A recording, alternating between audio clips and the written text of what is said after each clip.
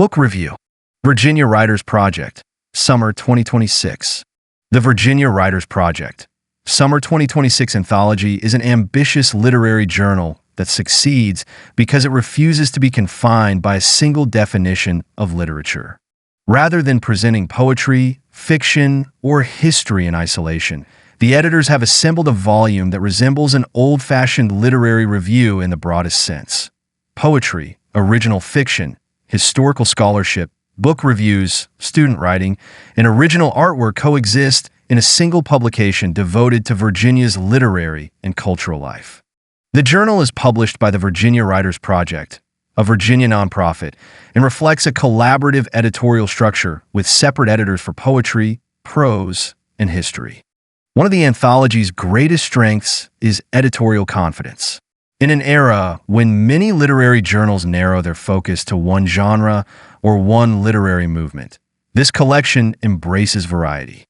The editorial note openly argues that readers who appreciate one form of writing often enjoy others as well, making diversity of content a virtue rather than a distraction. That philosophy gives the volume an unusual rhythm. Lyric poetry give way to fiction, criticism, student work, and finally substantial historical essays without ever feeling fragmented. The poetry section alone would justify the purchase of the volume. Spanning nearly 90 pages, it presents established contributors alongside new voices, creating a healthy mixture of experience and discovery. Rather than enforcing a single aesthetic, the editors allow traditional forms, free verse, narrative poems, and experimental pieces to appear side by side. The result is not stylistic uniformity, but genuine literary conversation. The table of contents demonstrates the breadth of contributors and subjects represented. The prose selections continue this breadth. Contemporary fiction appears beside a republication of Booth Tarkington's The Fairy Coronet, 1917, reminding readers that literary tradition and modern creativity need not be separated. Likewise, the inclusion of essays on illustration and reading suggests that the editors view literature as part of a larger artistic enterprise rather than merely text on a page.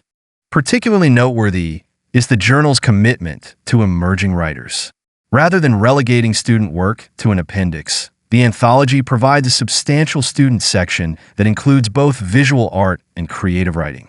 This decision reflects an editorial philosophy that literary culture is sustained by mentorship and opportunity rather than reputation alone.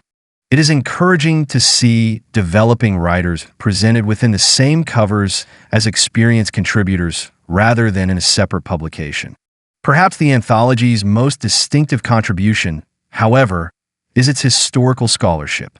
Nearly 70 pages are devoted to Virginia history, with essays ranging from New Deal muralist Jared French and Richmond's Student Writers Club to Royal Courtisans, J.J. Lanks, and the Academy of Arts. This is considerably more than historical ornamentation. The history section possesses the characteristics of serious research while remaining accessible to general readers, demonstrating that regional history can stand comfortably beside poetry and fiction within the same literary journal. Equally impressive is the visual presentation. The volume is generously illustrated by staff throughout, beginning with its striking cover featuring Jared French's New Deal mural, Cavalrymen Crossing a River, 1939, itself connected to an essay later in the issue. Interior section dividers and artwork reinforce the sense that the publication has been designed as a complete reading experience rather than merely a repository of manuscripts. The editorial front matter also makes clear that illustrations are intentionally created or digitally restored by staff when appropriate, reflecting considerable investment in production values.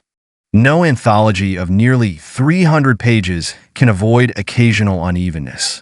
Different contributors naturally vary in style, subject matter, and literary ambition. Yet that diversity ultimately becomes one of the journal's virtues. Readers are unlikely to admire every individual work equally, but almost every reader will discover authors and genres that reward careful attention. What distinguishes Virginia Writers Project, Summer 2026, is not simply the quality of individual submissions, but the seriousness of its editorial vision. The anthology is curated rather than merely assembled.